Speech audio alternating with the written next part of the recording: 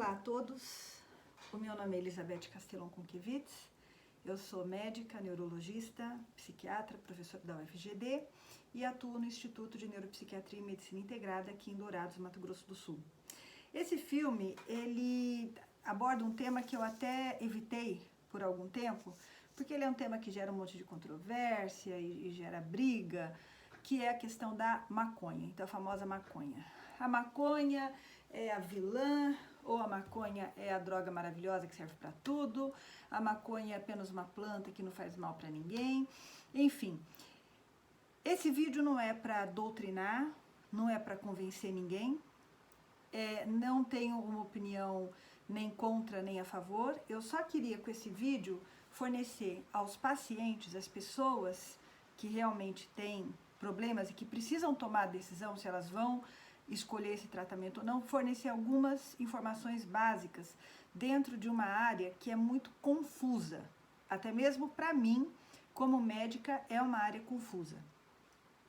Então, assim, primeiro existe, o que existe só para a gente não confundir. Uma coisa é a maconha, então é uma planta cannabis sativa, com essa planta você prepara as folhas secas dessa planta, com as flores secas da planta, você faz o cigarro, que é o joint, e você fuma. Tudo bem. Isso é maconha. Aí existem preparados que eu não sei se você põe maconha no bolo, você põe maconha no brigadeiro, você põe maconha nas bolachinhas, enfim, tá. Isso é a planta maconha. A outra coisa são as maconhas modernas. Então esse já é um assunto meio perigoso. Se eu uso uma maconha hoje, eu, por exemplo, eu não sei se eu estou usando a maconha tradicional ou se é a maconha moderna. Por quê? Porque a planta maconha, ela é uma planta, como qualquer outra, ela tem mais de 500 substâncias ativas. Dentre essas várias substâncias ativas, com efeito anti-inflamatório, óleos essenciais e tudo mais, duas substâncias são muito bem estudadas, que são o delta-9 tetrahidrocannabinol e o canabidiol. São substâncias que têm efeitos quase que opostos, principalmente quando se fala do sistema nervoso central. Então eu tenho a planta, e a planta tem várias substâncias, dentre as quais se destacam essas duas pelos seus efeitos. Acontece que na maconha tradicional eu tinha uma concentração média de tetrahidrocannabinol de 3%. Na maconha moderna, que é chamada de skunk, que significa, acho que gambá em inglês, quer dizer, é pelo cheiro dela, essa maconha moderna, que também é a erva, mas ela tem uma concentração de delta-9 tetrahidrocannabinol de até 40%, de 20% a 40%. Acontece que, então eu não tô mais usando a mesma coisa, se eu tô fumando essa maconha, não é a mesma maconha que o meu avô fumou nos anos 60, né? Então os efeitos são diferentes. Essa maconha skunk, que é a maconha moderna, que é a maconha mais forte, que é derivada, igual a gente faz com as frutas, né, que eles vão fazendo cruzamentos, então eles foram fazendo cruzamentos de espécies de maconha e chegaram nessa erva que tem essa altíssima concentração dessa substância, que é a substância psicodélica, que é a substância que gera alucinações, mas que gera também a euforia, que estimula muito a liberação de dopamina, que está associada à dependência. Então, maconha causa dependência? Causa, já estou respondendo. Maconha causa dependência sim, e principalmente essa maconha mais concentrada, obviamente que vai causar mais. Então, essa maconha mais concentrada, ela vai causar mais dependência, mais alucinações, mais euforia e a longo prazo também mais prejuízo cognitivo, da pessoa ficar com problemas a longo prazo, problema de memória, problema de planejamento, de raciocínio, não é? Então lá, eu tenho a maconha tradicional, que tudo bem, é boazinha, tá? Não é tão grave assim, vamos dizer, mas eu tenho essa maconha moderna que é o skunk. Aí, como se não bastasse isso, eu tenho também uma outra coisa que é a maconha sintética, que é o spice, que também é vendido como uma erva e que pode ser inalado, acho que no narguilé ou em outros vaporizadores, né? Então você tem muito vaporizador para você poder inalar essa substância, essa maconha sintética, ou ela pode ser fumada também, enfim. Essa maconha sintética, que tem vários nomes também no mercado, acho que o mais comum é o spice. O que é sintética? Ela é produzida no laboratório. Então, ela é uma uma substância que já não tem mais muito a ver com a planta. Ela já é quase que purificado essa substância que é o tetrahidrocannabinol. Então, ela também é vendida, né, no mercado ilícito, né, no mercado negro, e tem uma concentração maior da substância psicodélica. Então, ela também vai ter um risco maior de alucinações, de psicose, de problema cognitivo e de dependência.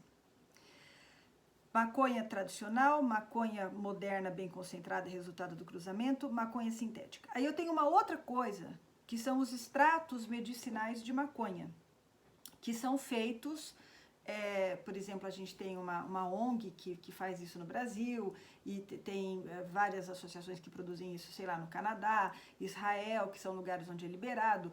Então, ou mesmo nos Estados Unidos, então muitas vezes são óleos, são pastas, eu posso ter pasta de aplicação local, eu posso ter óleo, eu posso ter spray.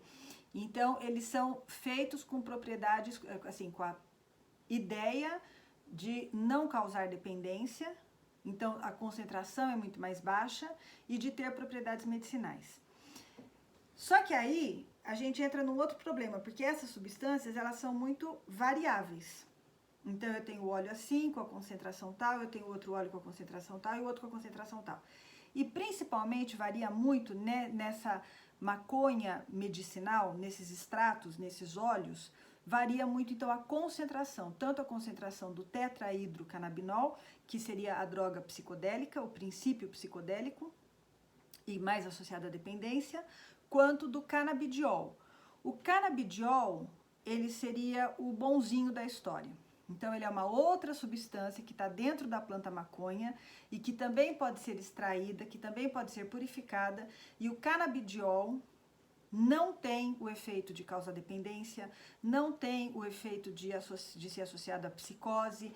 Ao contrário, há estudos, há indícios que levam a crer, que sugerem que ele esteja associado à redução de ansiedade, pode ser usado no transtorno de estresse pós-traumático, redução dos sintomas da esquizofrenia, principalmente dos sintomas positivos de alucinação, de delírio, que ele também tem um efeito anti-inflamatório, neurotrófico, que ele tem um efeito pró-cognitivo, que ele melhora até a sua cognição a longo prazo por ter esse efeito neurotrófico, etc. Então, esse seria então a quarta possibilidade, que seriam esses extratos de maconha que têm concentrações diferentes, proporções diferentes do tetrahidrocannabinol e do canabidiol.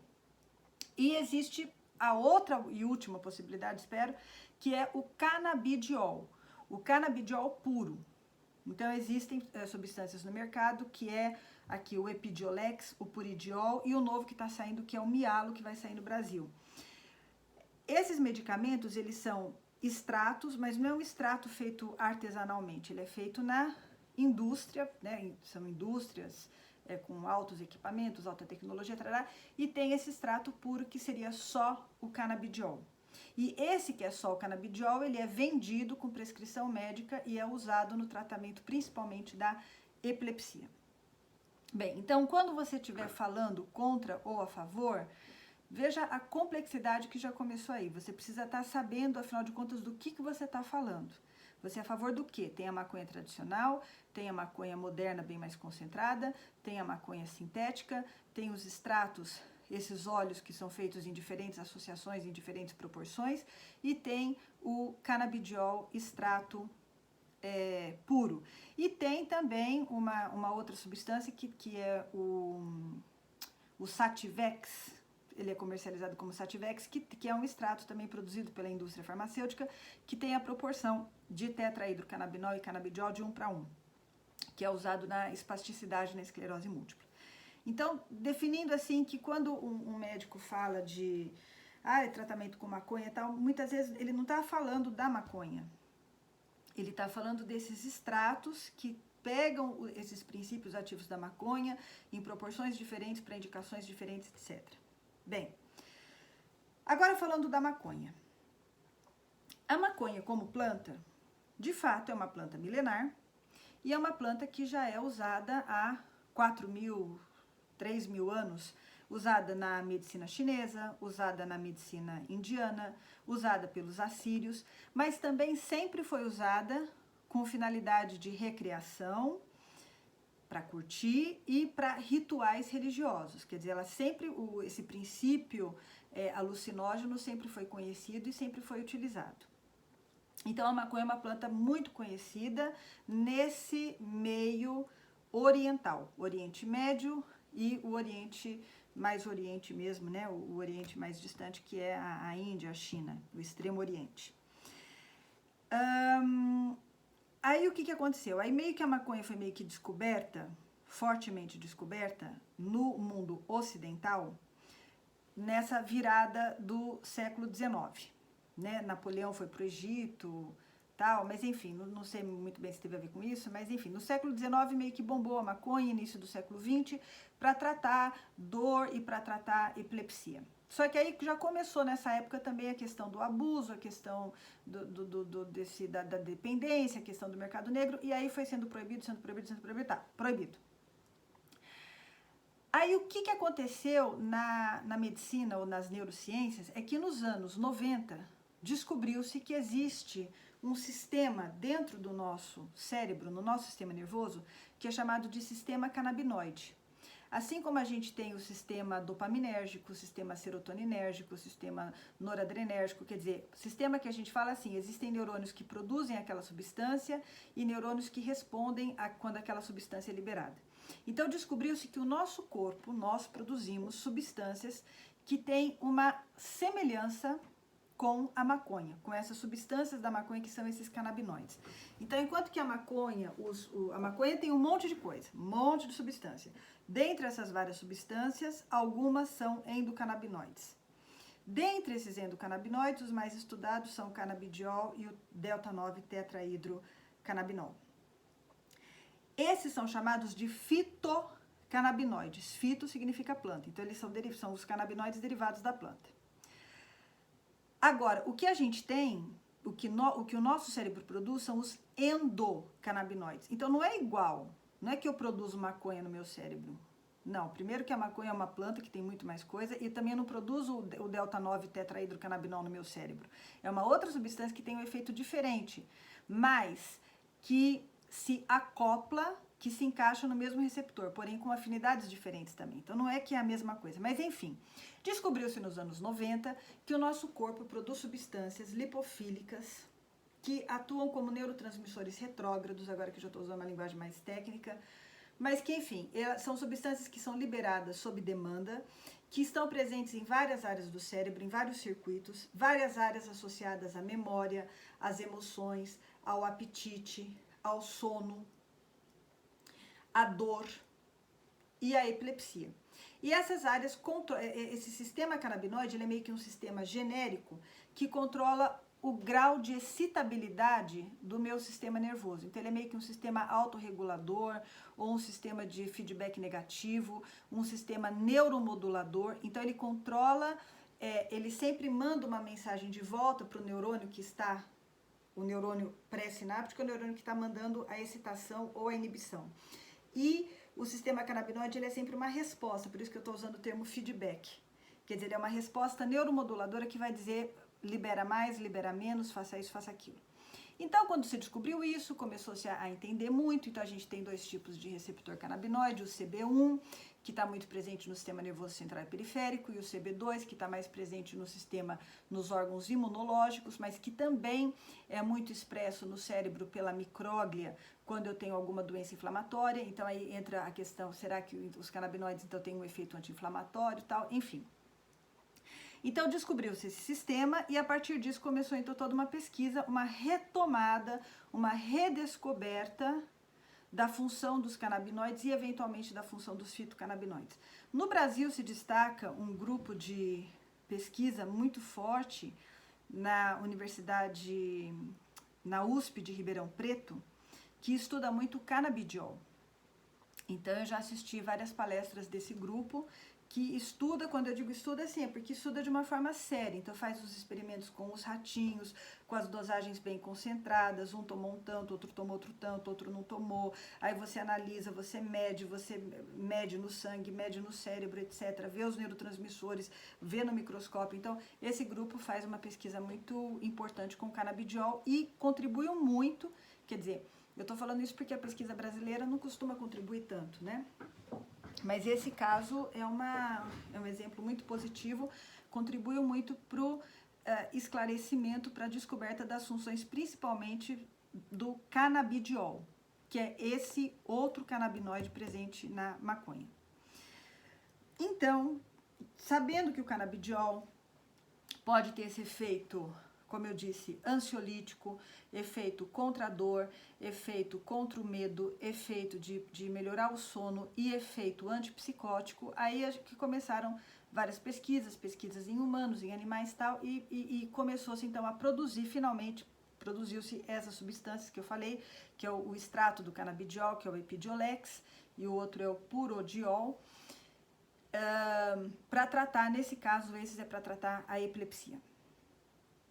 Só que aí começou meio que uma confusão, que é uma coisa de que, não, então a maconha é uma erva muito bacana, é muito legal, não tem problema nenhum, e melhora tudo, e eu vou melhorar tudo. E eu tô fazendo esse vídeo porque muitos pacientes meus aparecem meio que pedindo, doutora, mas será que eu tenho epilepsia? Será que eu não devo usar maconha? Eu tô muito nervoso, será que eu não devo usar extrato de maconha? Então, vamos imaginar os prós e os contras. Bem, os prós é que, de fato, bem, é uma planta milenar, ela é usada milenarmente há muitos milênios, então quer dizer que ela não deve ser tão ruim assim se ela permaneceu todos esses séculos. Segundo, que de fato, dependendo da dose, dependendo do extrato, não é perigoso. De um modo geral, a gente pode dizer isso? Pode, não é perigoso. Tá. Esses seriam mais ou menos os prós. E principalmente, vale a pena tentar naquelas situações que eu vou citar depois, que são as situações onde você não tem muita escolha. Então, essas situações que nós vamos mencionar, que eu acho que tem que tentar sim. Agora, quais são os contras? Os contras é que, assim, primeiro, os estudos que evidenciam os efeitos do tetrahidrocannabinol, canabidiol, nas suas diferentes proporções. Então, um que tomou só o canabidiol, qual é o efeito que ele teve sobre a epilepsia, sobre o Parkinson, sobre o tremor, sobre o sono, sobre a ansiedade. Ou, às vezes, fala, não, o ideal seria ter uma combinação, 1:1, tetrahidrocannabinol, canabidiol. Tudo isso, as evidências ainda são fracas. Quando a gente fala fracas, é porque quando a gente prescreve uma medicação, então eu como médica, não sou eu que fiz a pesquisa no laboratório, não sou eu que descobri o remédio, mas eu tenho a obrigação de ler sobre as pesquisas e sobre as descobertas para eu poder passar isso para o meu paciente e poder prescrever com segurança. Em relação ao uso dos canabinoides, ainda não existe isso. Então, são poucos estudos. Poucos estudos significa assim, é um estudo que foi uma pessoa que relatou que melhorou muito, depois teve um outro estudo onde 15 pessoas tomaram e outras 15 não tomaram nada, então eu vi que aquelas 15 melhoraram muito. Então, eu estou exagerando aqui um pouco, mas se a gente somar os estudos, eles têm geralmente um número de pessoas, de participantes que ainda é muito pequeno, ou muitas vezes os métodos são variáveis. Um problema meio sério é que a gente ainda não sabe muito bem o efeito de longo prazo. Os estudos, em algum momento eles terminam, então os pacientes são acompanhados por 8 semanas, 6 semanas, mas e depois se continuar tomando? O que acontece com quem tomou por 20 anos?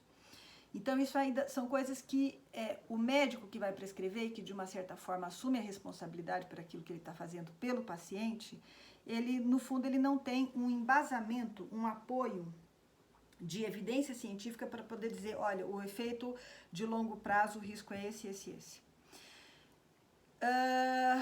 Então, seria mais ou menos isso. Aí tem as questões assim, que às vezes os estudos eles são feitos pela indústria que está produzindo aquele remédio, né? Às vezes você tem um viés, porque no caso da maconha, a gente sabe que o efeito placebo, ele é muito forte, né? Não sei se é pela motivação do paciente em estar tomando aquilo, né?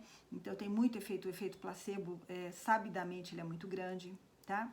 Aí uma outra coisa que é complicada é o controle de qualidade, porque você pode comprar a droga comercializada pela indústria tal, então esse dali você já confia-se que aquilo tenha uma padronização em termos de tal concentração, tal dosagem, então todos os produtos são iguais, mas você tem muitos produtos que são feitos artesanalmente e que podem ter, e que não passam por um controle de qualidade, administrativamente falando, politicamente falando, muito confiável.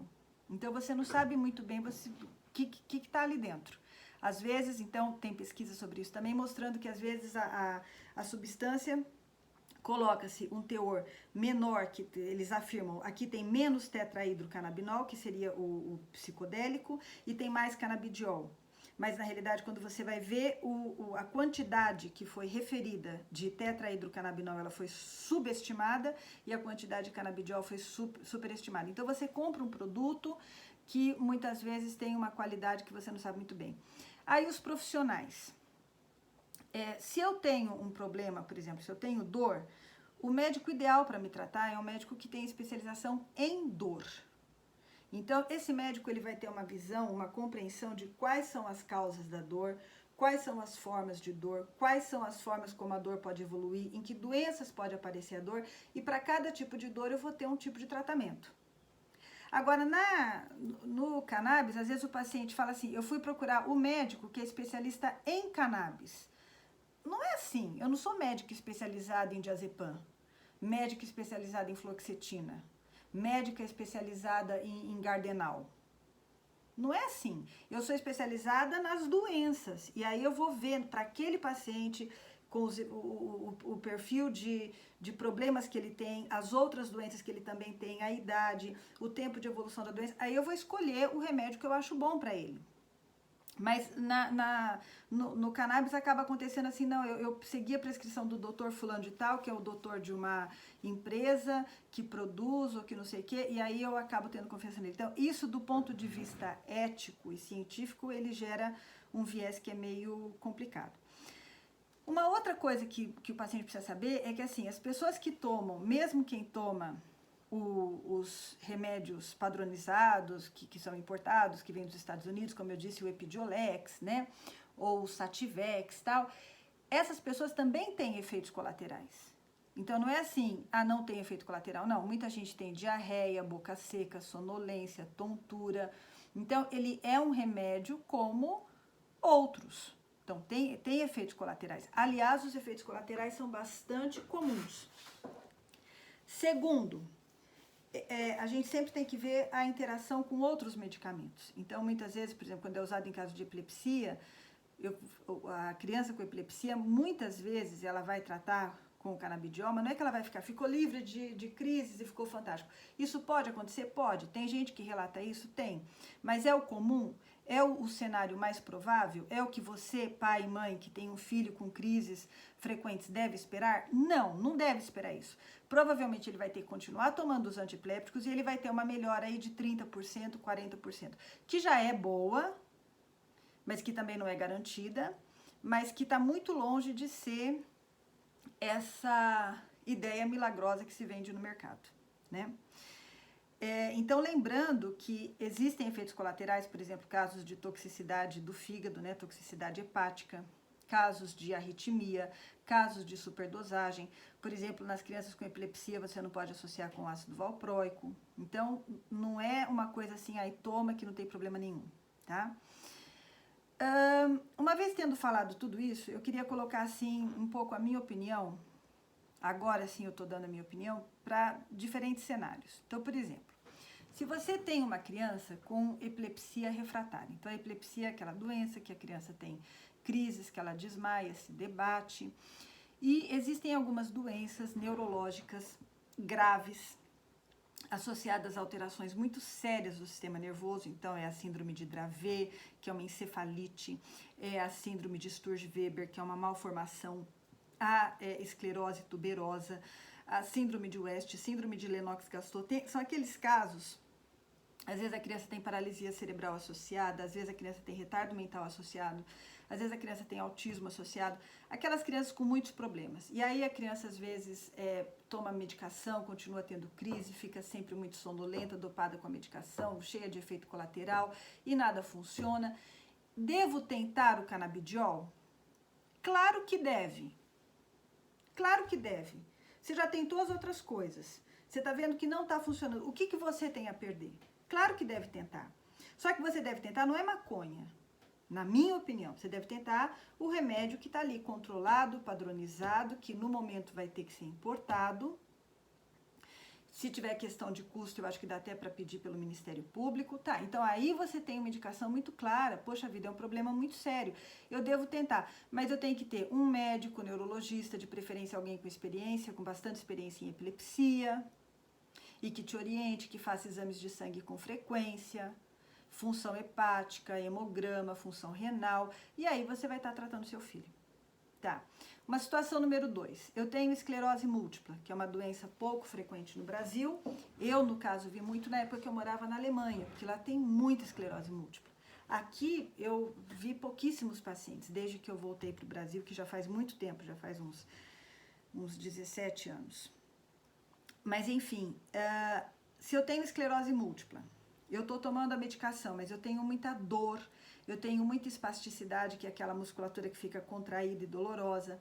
Eu tenho uma bexiga que fica espástica também, né? Eu tenho essa contração da bexiga com dificuldade de micção, né? De fazer xixi. Tá, eu não durmo direito, eu tenho muita dor. Devo tentar? Claro que deve. Tenta. Porque você está numa situação séria, você já tentou outras coisas e elas não melhoraram. Tem evidência de que ajude na esclerose múltipla? Tem pesquisa científica? Tem, né? Mas vai ter efeito colateral? Vai. É garantia que vai te ajudar? Não, mas você deve tentar sim. Mesma coisa nesse caso da epilepsia. Tem evidência? Tem. É garantia que vai melhorar? Não. Provavelmente vai melhorar, pelo menos em parte? Sim. Mas vai ficar sem tomar os outros anticonvulsivantes? Não. Na esclerose múltipla, vai resolver todo o seu problema? Você vai ter que parar, vai poder parar com todos os outros remédios? Não. Uma outra situação, eu tenho doença de Parkinson. Eu tenho doença de Parkinson e eu tô tendo muita dor, eu tô tendo tremor, eu tô tendo problema de sono, eu quero experimentar. Pode experimentar, as evidências não são muito fortes, mas tem alguns pequenos estudos que mostram assim, parece que não melhora muito o tremor, parece que não melhora muito os sintomas motores da rigidez, mas parece que melhora um pouco o sono, que melhora um pouco a dor e que o paciente tem uma melhor qualidade de vida. Então, quero tentar? Tenta. Mas aí eu também acho que tem que ser uma medicação mais padronizada. Não é que eu vou pegar ali a maconha do meu filho e vou experimentar, né? A medicação padronizada, sob o controle do neurologista, sabendo que vai dar efeitos colaterais, sabendo que vai interagir com os outros remédios que você toma e sabendo que não vai ser assim que vai resolver todo o seu problema. Uma outra coisa, eu tenho uma criança com autismo severo, a criança está se batendo, ela está batendo a cabeça na parede, ela está super irritada, não fala, não come, não dorme, se arranha toda, se machuca, grita, já tentou outras medicações, não adiantou. Quer tentar? Tenta. Claro que tem que tentar, mas eu repito a mesma coisa, provavelmente não vai resolver 100% e devem ser usadas outras coisas também, tá? Então eu vou ver, será que essa criança, o que está causando a irritabilidade nesse meu filho com autismo? Tem alguma coisa no ambiente, na luz, no barulho, na roupa, nas pessoas, no excesso de terapia, na mãe que está deprimida e ansiosa? O que é que está deixando ele assim? Então tentar outras coisas também. Mas posso tentar o uso de canabinoide? Aí tem que ver a proporção. E aí eu posso tentar o canabinoide puro, eu posso tentar uma proporção de 1:1. Tem uma evidência forte científica de que vai ajudar? Não. Tem alguns indícios? Tem. Outro exemplo, eu tenho transtorno do estresse pós-traumático. Eu passei por um trauma severo, uma situação horrível, eu fiquei péssima. Eu tenho pesadelos, eu não saio de casa, os antidepressivos não me ajudam, os calmantes não me ajudam, eu tenho crises em que eu fico relembrando tudo o que aconteceu. Devo tentar o canabinoide, enfim, seja o canabidiol, seja a combinação tetrahidrocannabinol com canabidiol. Devo tentar? Claro que deve. Você já tentou outras coisas, você está sofrendo muito e aquilo não resolveu. Tem garantia de que vai ajudar? Não. Tem uma evidência forte que corrobore isso, que fale, não, vai ajudar? Não. Tem uma dose certa de falar, olha, isso daqui você pode tomar nessa dose exata? Não. Então, nós estamos num campo incerto, mas todos esses exemplos que eu dei são pessoas que não têm muita coisa a perder. São pessoas que estão com problemas muito graves. Agora, qual seria a situação contrária? Há pouco tempo eu tive uma paciente que tinha epilepsia, uma epilepsia bem controlada, com uma medicação em baixíssima dose, e ela me perguntou se ela não deveria tentar o canabidiol. Não! Por que você vai tentar uma medicação que só tem evidência para as crises bem severas. Os únicos estudos feitos foram com essas crianças com crises bem severas, que eu saiba. É uma medicação que não tem ainda uma dose muito bem padronizada, não tem um perfil de efeito colateral de longo prazo. O que vai acontecer de longo prazo? Será que vai ter um prejuízo cognitivo também? Não está muito claro. Será que pode causar dependência? Não está muito claro. Será que eu devo usar só o canabidiol ou devo colocar um pouco de tetrahidrocannabinol junto? Nada disso está claro. Uma pessoa que tem as crises que são controladas com os medicamentos tradicionais, que já estão há décadas no mercado, que tem o perfil de efeitos colaterais, assim, são conhecidos, está tudo muito claro, o médico sabe o que ele tem que fazer, sabe a dose que ele tem que dar, está tudo tão bonitinho. Por que você quer tentar isso? Eu acho que não. Eu tô com insônia. Eu tô ansiosa, eu tô insatisfeita porque eu perdi meu emprego. Eu vou tentar com a maconha. Não, porque a maconha, ela causa dependência, sim. Ela tem sintomas de abstinência, sim. Ela muitas vezes piora a sua ansiedade. Então, principalmente nos períodos de abstinência, pode piorar a ansiedade. Ela tá relacionada a um risco de psicose, sim. Ou seja, de você surtar, de você ter um surto, começar a ter alucinações, delírio, se sentir perseguido.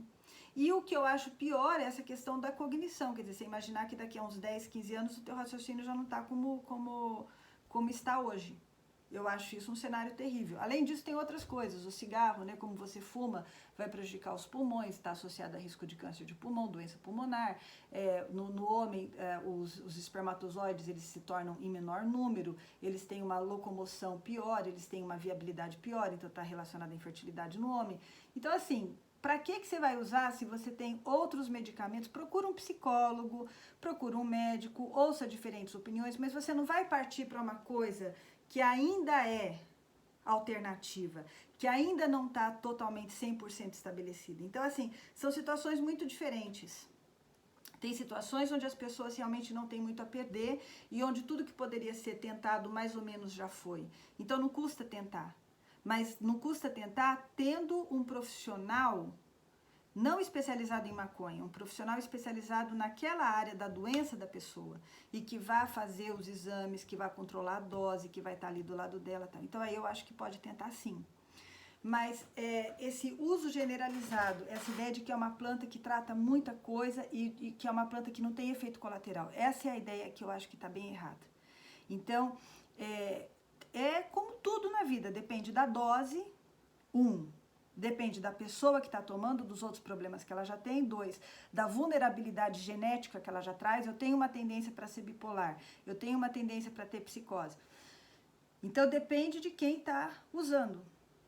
Cigarro, tem o antigo chanceler alemão, Helmut Schmidt. Ele não conseguia dar uma entrevista sem fumar. Ele fumava assim, uma pessoa que fumava compulsivamente. E ele morreu, acho que com 90, 95 anos. Eu não posso daí concluir e falar, olha, tem um estudo de caso dessa pessoa, conclusão, cigarro não faz mal, cigarro está associado à longevidade.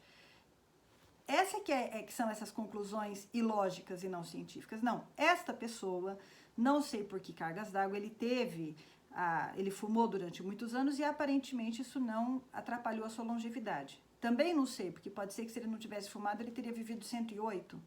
E eu também não sei do que ele morreu. Então, não sei. Mas, assim, com a maconha, o que a gente vê é que as pessoas pegam coisas, assim, elas vão pegando coisas não científicas, anedotas, e vão transformando aquilo em evidência. Né? Então, eu acho que tem que tomar cuidado com isso. Falando em bipolar, eu tenho um paciente bipolar bem grave, que já teve aqui no consultório, ele teve um surto de descontrole tão grande que eu tive que chamar o SAMU para interná-lo, para vir aqui na clínica e interná-lo. Então, é uma pessoa que tem oscilações muito sérias. E ele chegou uma vez para mim brigando e falou, doutora, a senhora tem que aceitar que eu uso maconha sim, e que a maconha me ajuda mais que os seus remédios. Bem, se ele quer fazer isso, eu não posso proibi-lo, eu nem tenho como, né? E não é essa a função do médico. Mas a minha função é de orientar assim, os poucos estudos que se tem, mostram claramente que o uso de maconha se associa à piora do transtorno bipolar. A pessoa vai ter mais episódios de mania, ela vai ter mais episódios tanto de mania como de depressão ao longo do tempo, ela tem uma piora do seu funcionamento social, as oscilações de humor ficam pior. Então, isso é o que se sabe. Então, a partir disso, eu tenho que orientá-lo. né? Aí eu tenho um outro paciente também que estava usando muita maconha, que também dizia que era maravilhoso. Depois, esse segundo paciente parou e me mandou até uma mensagem dizendo, olha, eu parei e agora eu estou entendendo que realmente não estava me fazendo bem. Então, cuidado com essa coisa da automedicação, de falar, não, mas os outros remédios que o psiquiatra passa também são drogas. Sim, também são drogas.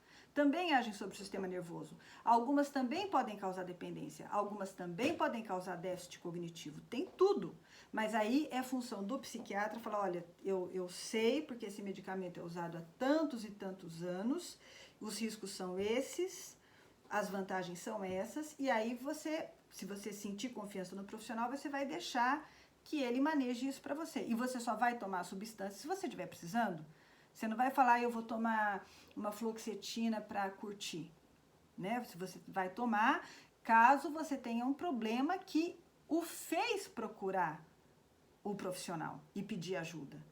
E aí ele vai analisar com você quais são as opções. Mas aqui as opções, elas são muito mais seguras, não que elas sejam perfeitas e maravilhosas, mas elas são pelo menos conhecidas.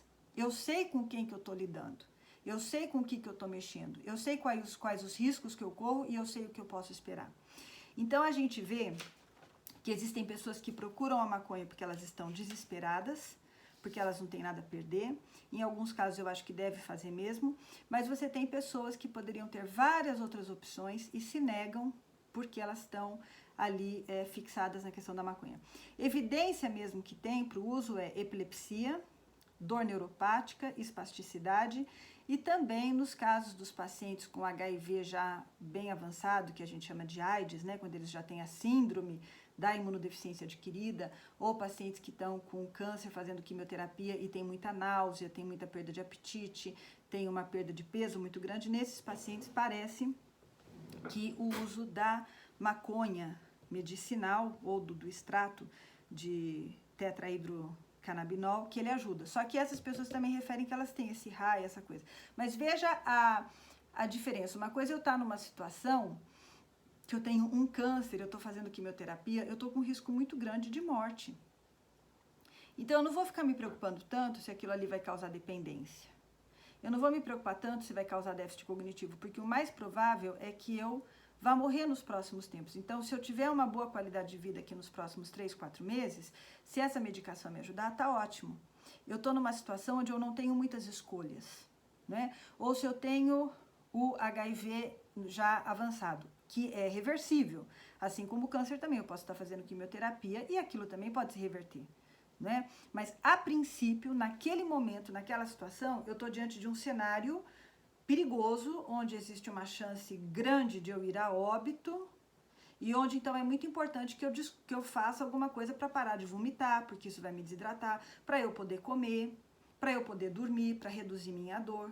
Então, claro que eu tenho que fazer isso. E eu não vou ficar falando, olha, mas isso depois, daqui a 10 anos, pode te dar um déficit cognitivo. Tá? Dane-se nessa situação. Então, são situações totalmente diferentes que eu acho que as pessoas precisariam pesar. Então, eu quis enfocar nesse vídeo a questão dos contextos diferentes e também quis enfocar bastante, no começo, a questão das substâncias diferentes, para você definir sobre o que afinal de contas, você está falando. Tudo que a gente fala, maconha medicinal, mas são substâncias diferentes, com concentrações diferentes, com proporções diferentes dos princípios ativos. Acho que foi isso, então. Obrigada pela atenção, quem conseguiu assistir até o fim. Um abraço a todo mundo.